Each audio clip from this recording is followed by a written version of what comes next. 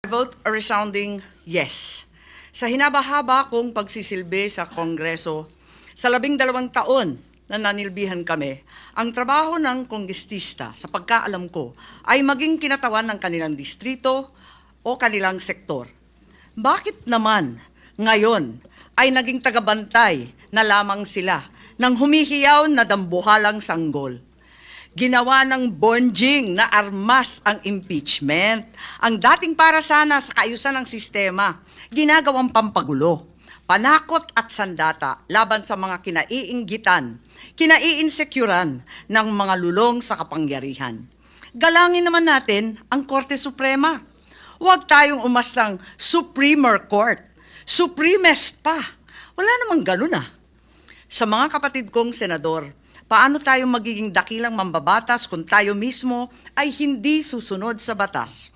Ang boses ng Korte Suprema ay boses ng konstitusyon. At kung sino man ang sasapaw sa boses na ito ay isa lang ang tono, ambisyon. Kaya naman, mag-move on na tayo. Magtrabaho at huwag konsintihin ang isang spoiled na bonjing. Huwag nang busugin ng pabor. Huwag nang pumayag dahil may pabuya. Huwag tayo magpalaki ng buhaya, baby pa nga ang tawag, lulong na. Sa mga mahal kong kongresista, may suggestion po ako. Ito, suggestion lang naman, Huwag niyong masamain.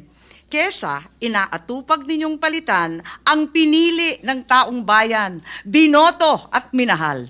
Bakit di nyo nalang palitan ang tao, kayo naman lang ang pumili? Ayaw paawat ng iba sa kaka-flex. Ano kaya kung yung speaker nyo na lang ang paltan nyo? Kaya nyo yan. At dahil dito, bumuboto ako ng malakas na oo.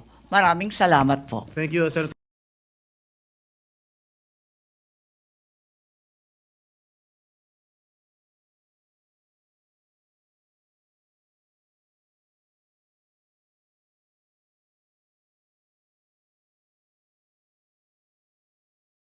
I am not a Filipino for nothing. I did what I had to do. And whether you believe it or not, I did it for my country.